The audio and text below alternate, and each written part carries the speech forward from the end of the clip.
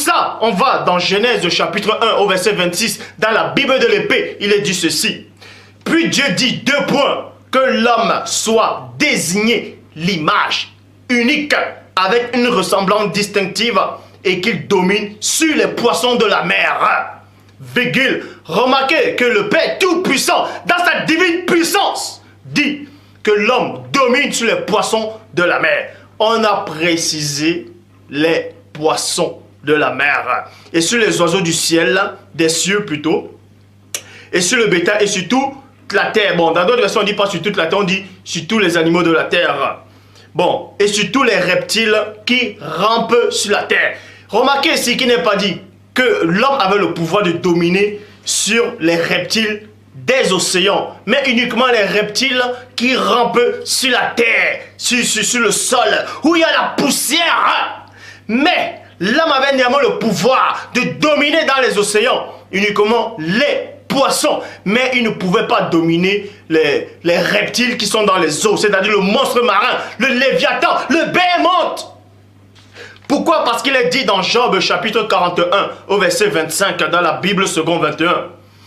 Sur la terre, personne n'est son maître. Vous voyez, on s'adresse ici au léviathan. Le léviathan, c'est un dragon, c'est un monstre marin, c'est un reptile. Il a été créé pour n'éprouver aucune peur. Vous voyez, il a été créé pour éprouver aucune peur. Donc Adam avait le pouvoir de dominer sur les océans, de dominer sur les formes de vie, sur la terre. Mais il n'avait pas le pouvoir de dominer sur les monstres marins. Parce que sur la terre, les monstres marins n'ont pas de maître. Le Père Tout-Puissant, dans sa divine puissance, les a créés ainsi. Et ces monstres marins-là ne pouvaient éprouver aucune peur. Est-ce que vous comprenez? Bon, maintenant on va dans Genèse chapitre 2 au verset 18. Dans la traduction King James française, il est dit: et le Seigneur Dieu dit, 2 points, il n'est pas bon que l'homme soit seul. Quand le Père Tout-Puissant, dans sa divine puissance, comme je le dis constamment, lui qui vit inexplicablement hors de toute réalité, a formé l'homme. L'homme était tout seul. De la même façon. C'est-à-dire il était tout seul en tant qu'humain. Et le Père a fait comprendre que cet homme-là, il n'est pas bien que cet homme-là soit seul. Il n'est pas bien que cet homme-là soit seul.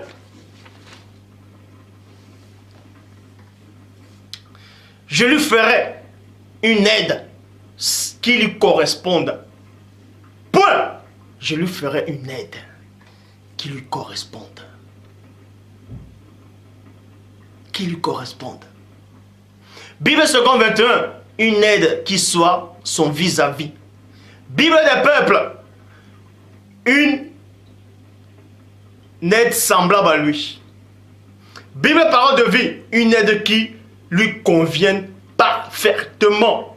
Bible Chouraki, une aide contre lui. Contre lui. Oui, vous avez bien entendu que Ève a été créée, c'est-à-dire c'était une aide contre la personne d'Adam, dans la Bible Chouraki.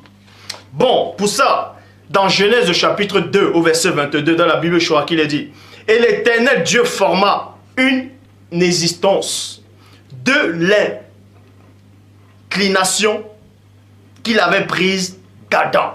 Donc, on va vous donner une révélation ici. La révélation, c'est quoi? C'est que l'homme, connu sous le nom d'Adam, vivait dans le plan semi-astral, semi-physique. C'est-à-dire, Adam était un homme, c'est-à-dire, était une âme vivante. Et il était incorruptible. Cet homme-là était incorruptible au départ.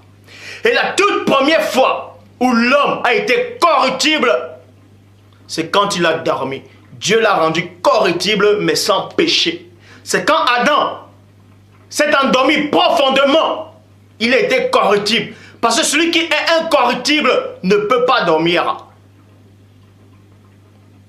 Donc Adam a été corruptible, mais sans péché, à cause du sommeil. Quand il s'est endormi, il était faible, mais il n'avait pas de péché. On va vous montrer une révélation. Adam était faible quand il a dormi. Parce que ses cellules sont endormies. Son être s'est endormi. Il était plongé dans le sommeil profond, dont il était faible. Et c'est à cet instant que le Père a formé une femme, dont on a formé une femme par la faiblesse, à travers la faiblesse de l'homme. Cet homme était faible. C'est en ce moment qu'on a formé une femme. De même qu'il y a une sœur que j'aime beaucoup, qui a répondu à l'une de mes questions, c'est-à-dire la question que j'ai posée sur le pourquoi la femme est-elle autant méprisée dans le monde avec les versets bibliques à l'appui. Elle m'a donné un exemple en fait par rapport à la faiblesse d'Adam. Quand Adam a dormi, on a créé Ève. Elle a pris l'exemple de Christ quand il était en Gethsemane. Quand il a commencé à prier, quand Christ était faible, il avait peur, il ressentait la peur, la faiblesse et l'angoisse. Il y a un ange qui est descendu. Et l'ange l'a fortifié. Et elle a pris cet exemple. Que quand Adam dormait, il était faible. Corruptible, il représentait Christ en Gethsemane quand il suppliait le Père. Et quand on a formé Ève, on vous apprend que spirituellement, un ange est descendu pour fortifier cet homme-là, pour fortifier le Christ quand il était seul, en Gethsemane, à cet endroit. Et j'ai dit à la sœur que c'est une révélation que Dieu lui a permis qu'elle puisse avoir. Mais aujourd'hui, vous allez comprendre que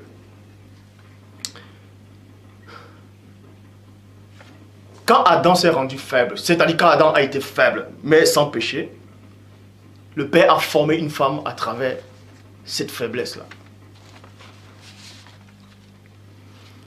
Et on vous dit néanmoins dans la Bible Chouraki, et l'Éternel Dieu forma une existence de l'inclination qu'il avait prise d'Adam. L'inclination, c'est quoi? Action de pencher le corps ou la tête. Donc, quand Adam s'est endormi, il a penché le corps, il a penché la tête. Il a penché. Et c'est en cet instant qu'on a formé la femme. Remarquez un mystère, c'est quoi? C'est que quand on penche quelque chose, c'est-à-dire la chose, c'est-à-dire Adam a penché la tête, donc Adam était en haut. Et la femme est sortie en bas, en dessous d'Adam. C'est-à-dire que celui qui vient d'en haut est au-dessus de celui qui est en bas.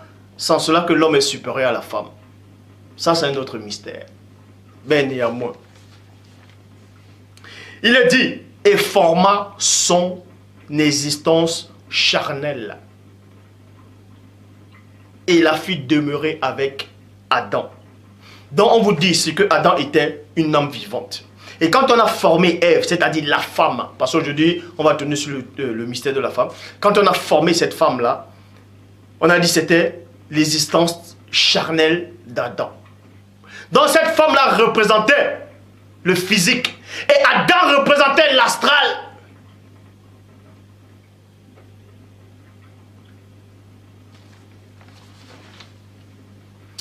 Verset 23. Et Adam dit, celle-ci est enfin la substance. La substance.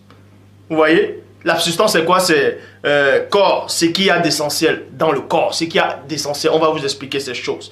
Bon.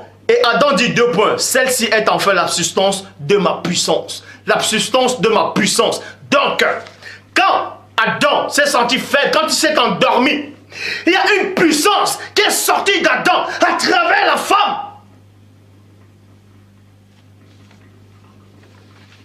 Et cette femme-là était une puissance. Était quelque chose d'extraordinaire, de mystérieux dans le plan spirituel.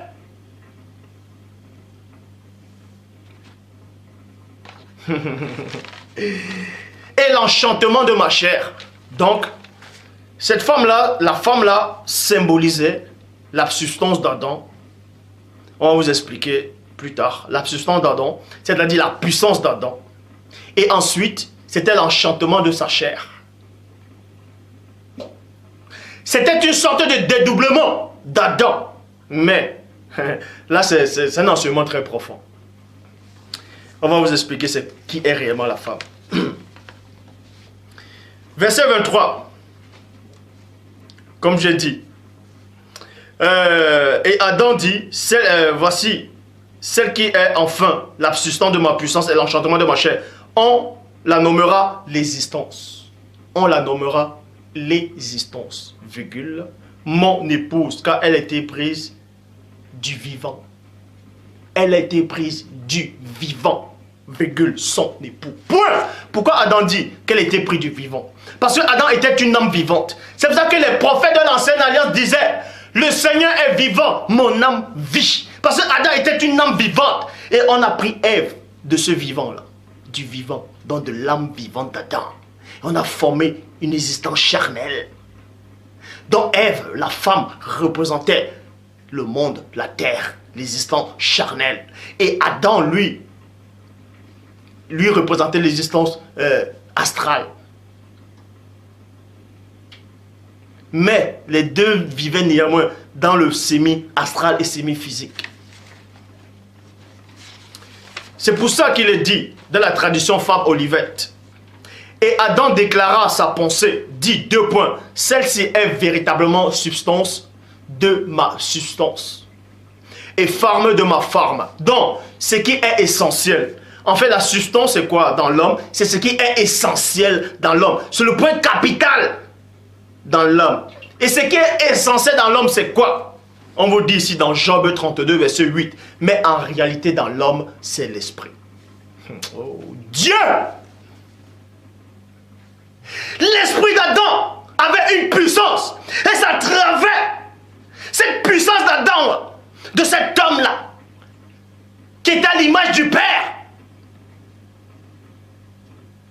dont on a tissé. Cette femme-là a tiré son origine de là. Cette femme a tiré son origine de là. De cette puissance qui était dans l'être d'Adam. Cette femme-là est sortie de cet endroit-là. Vous allez comprendre plus le mystère de la femme. C'est pour ça qu'il est dit dans Proverbe. Dans Proverbe 31, verset 10, dans la Bible française courant. Une femme vaillante est une véritable trouvaille. Elle a plus de valeur que les perles.